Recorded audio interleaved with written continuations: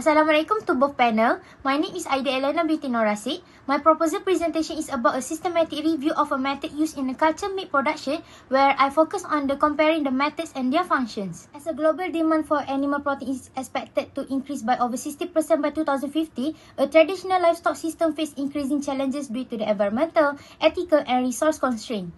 Culture meat offers a promising solutions, providing a more sustainable and ethical alternative by growing the muscle tissue from animal cells in the controlled environment. However, despite its potential, current methods face challenges in replicating the texture and sensory qualities of the traditional meat.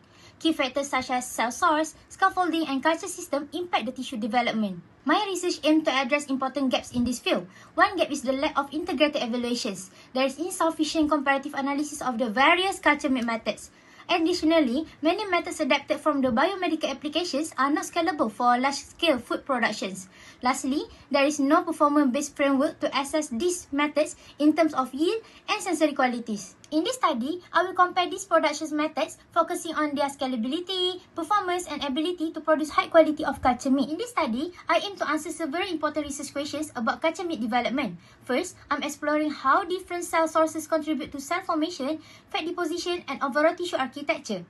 I'm also investigating how variations in cell proliferations and differentiation strategies influence the tissue yield, stability, and maturity. Another key question is how synthetic and natural scaffolds differ in their ability to support cell adhesion, mechanical strength, lipid formation, and scalability for large-scale production. Finally, I'm examining the functional advantages if advanced scaffold like a bioactive and programmable ones over conventional scaffold in replicating meat texture, flavor, and structural complexity. To address these questions, my objectives are to investigate the role of the cell sources in culture meat tissue development, to evaluate the impact of growth and differentiation strategies, to compare the scaffold types for their effectiveness and scalability, and to assess the benefit of advanced scaffold in improving the quality of the final product. The significance of this study lies in its potential to improve the culture meat production in several ways.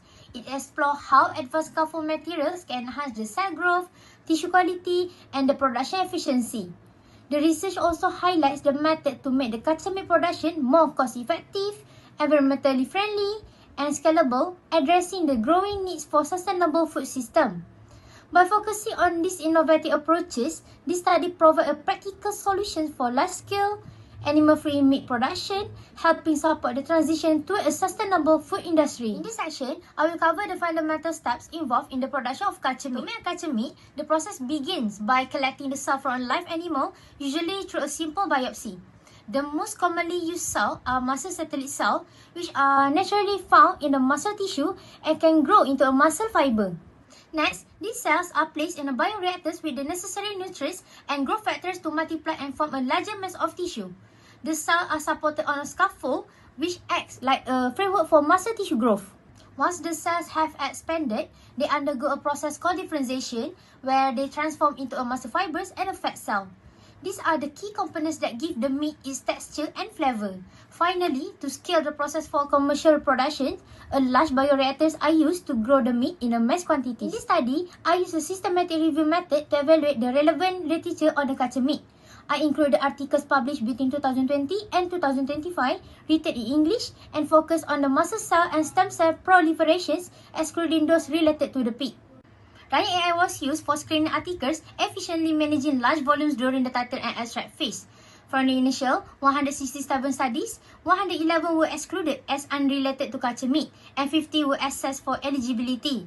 In the end, 29 studies were included in the review.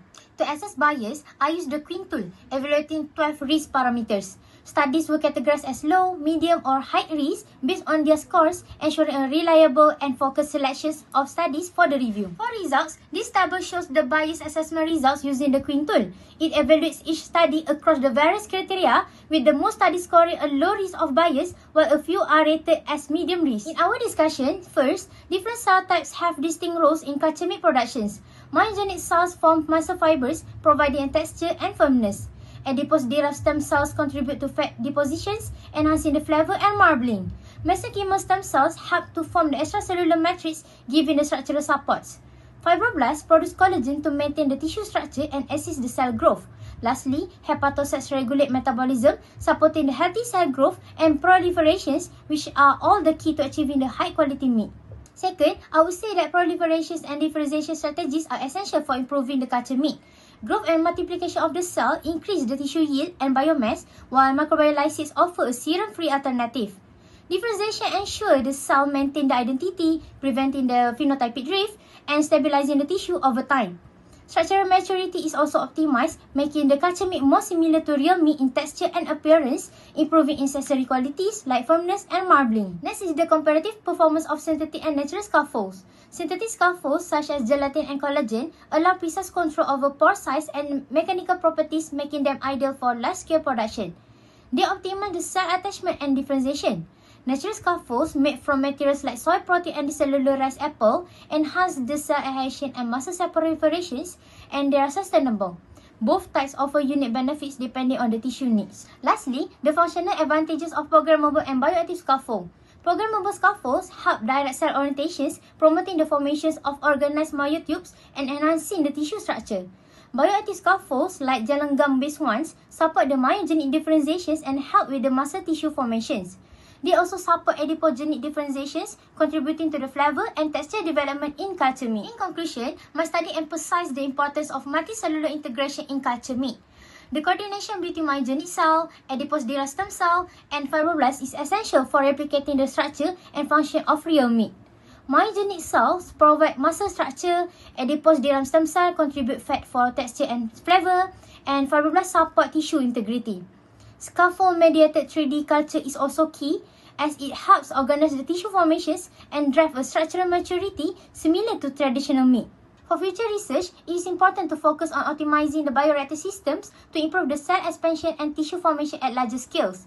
Advancing the scaffold materials, particularly exploring the bioactive scaffold, will help improve the texture, fat distributions, and nutritional value, bringing the culture meat closer to real meat. So that's all from me, and these are the references. Thank you for your attention.